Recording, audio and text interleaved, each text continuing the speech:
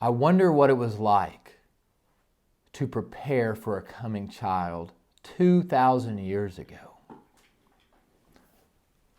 What was it like to start a family back then? We start today in the small village of Nazareth. That is where Mary and Joseph were preparing to start a family. As the months slowly passed, we know that Mary must have considered often her meeting with Gabriel. She thought often about this small child that was growing inside of her, that God had placed inside of her. What would it be like to have a child? What would it be like to have God's child? Mary had a lot to think about. Joseph stayed busy preparing for the child. He worked much. But while he worked, I wonder what Joseph thought about during those long months between his dream and the coming of the promised child. They didn't have much. They had each other, they had some family, and they had their hands to work with. And slowly but surely they prepared for the coming of their child. Hundreds of miles away in Rome, Caesar Augustus had much to work with. He had ambitious dreams that he was preparing for.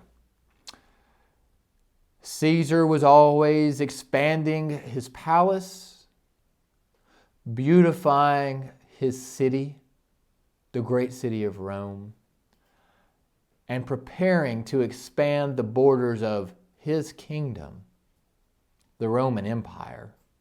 He needed soldiers. He needed craftsmen. I say he needed. Perhaps I should have said he wanted much. So Caesar, wanting to know what he had and what he could have in the future, decided to count all of the people in his vast empire.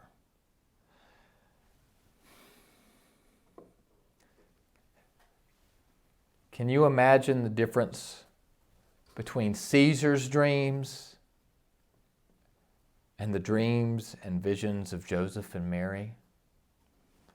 They had so little. Caesar had so much. But he also had control over their lives. And he demanded that all of the people of Israel return to their native homes. Joseph and his family had not been in Nazareth forever. They traced their family back to the little town of Bethlehem. Now, Bethlehem was 90 miles from Nazareth. Maybe that doesn't sound far to you. It would just be a trip from Cookeville to Nashville. But they didn't have cars. They didn't have a horse and buggy. Perhaps we imagine they had a donkey to carry supplies. But whatever they had, what they truly relied upon was their own 2 feet. And so this meant that a 90-mile journey, if they traveled an optimistic 20 miles a day, would have taken them at least 5 days. And so they traveled, and they walked, and they went towards Bethlehem. The city of Bethlehem. Do you remember talking about Bethlehem before? If not, let me remind you. Bethlehem was the city of David. It was the city that God sent Samuel to find a replacement for his first king, King Saul. Bethlehem was the home of that young shepherd boy, the one who was left out with the sheep when Saul told Jesse that one of his sons would be king. David didn't look like a king.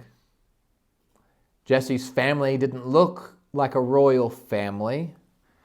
And Bethlehem surely didn't look like the hometown of a great king.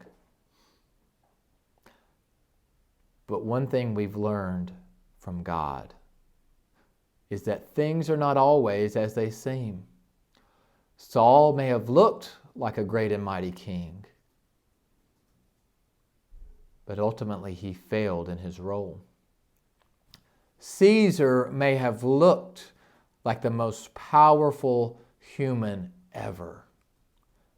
The Roman Empire may have looked like the greatest nation on the face of the earth. Caesar isn't with us anymore. The Roman Empire failed, as has every empire, every nation, every kingdom of man has come and gone, or will be gone. King David had a promise from God that his descendants would be on the throne forever. But you know what? In this day, 2,000 years ago, in the days of Mary and Joseph, there was no king from David's line. But the people still believed. And they still were waiting for that promise to be fulfilled again in a way that was beyond their imagination. Mary and Joseph are a part of that, because they have been told that a king is coming and that he is in the belly of Mary.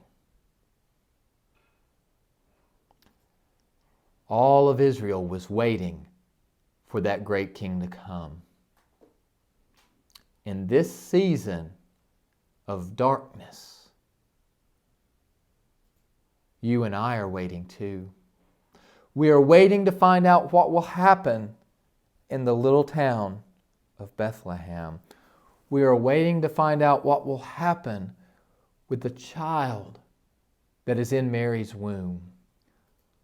We are waiting to see when God will reclaim the throne, and we will no longer place our trust in things of man. I wonder,